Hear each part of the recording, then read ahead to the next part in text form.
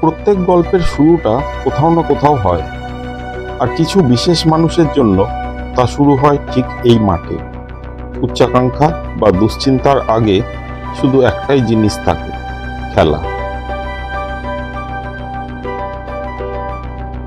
এটি বীর সিধু-কানু নগর প্রাইমারি এবং হাই স্কুল। মাটি থেকে দেখলে এটি কেবল ইট কাঠের কাঠামো, কিন্তু আরেকটু গভীরে দেখুন, এটা একটা মঞ্চ। আর যখন আমরা উপরে উঠি তখন বুঝতে পারি এই মঞ্চটা আসলে কত বড়।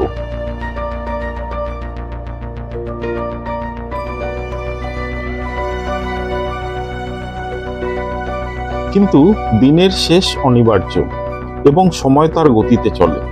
দূরের দিকে দেখুন, আলো বদলাচ্ছে। এটি সেই সোনালী প্রহর।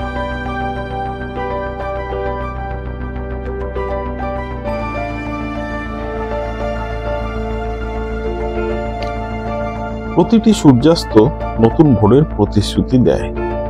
এখানে দৌড়ানো প্রতিটি শিশুই যেন আগামীকালের এক পূর্ণ হওয়া প্রতিশ্রুতি।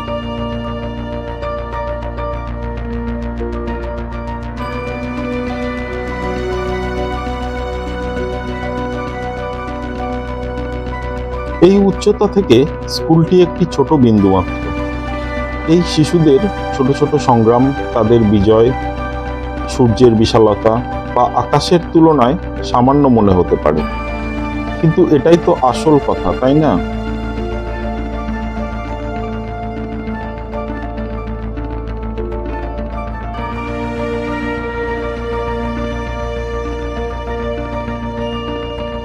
নিচে থাকা প্রতিটি শিশু যেন একটি নিজস্ব পৃথিবী।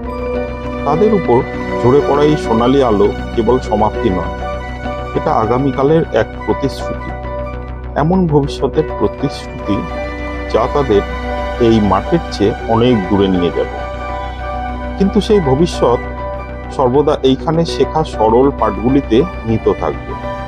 একতা, সহনশীলতা এবং বেঁচে থাকার আনন্দ।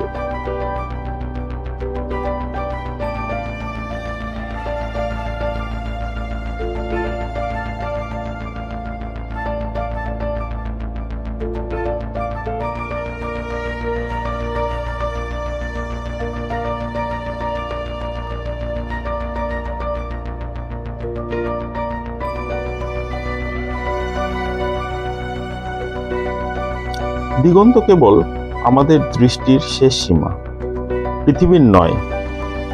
এই উচ্চতা থেকে ভবিষ্যৎকে সীমাহীন মনে হয়। ওরা শুধু মাঠে খেলছে না, ওরা সহজ মাটিতে নিজেদের শিকড় গেঁথে চলেছে, যাতে তাদের স্বপ্ন সর্বোচ্চ আকাশ ছুঁতে পারে।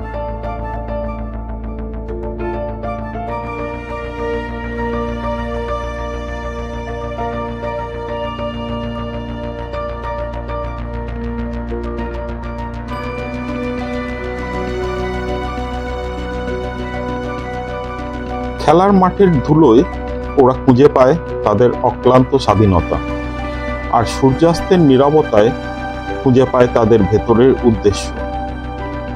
শৈশব এমন এক জায়গা যেখানে সময় থমকে থাকে আর হৃদয় স্বাধীনভাবে দৌড়ায়।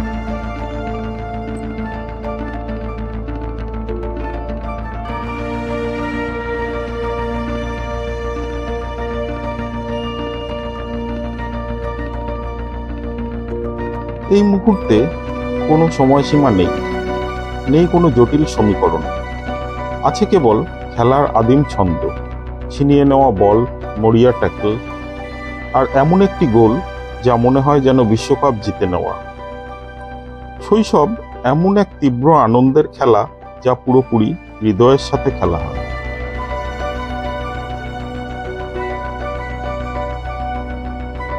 এই মুহূর্তগুলোতেই মন মুক্ত হয়ে যায়।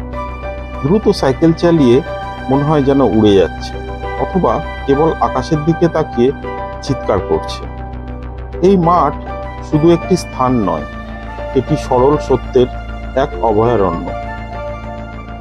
এই দৃশ্যগুলি যদি আপনার মনে কোনো স্মৃতি জাগিয়ে তোলে, তাহলে অবশ্যই কমেন্টে জানান।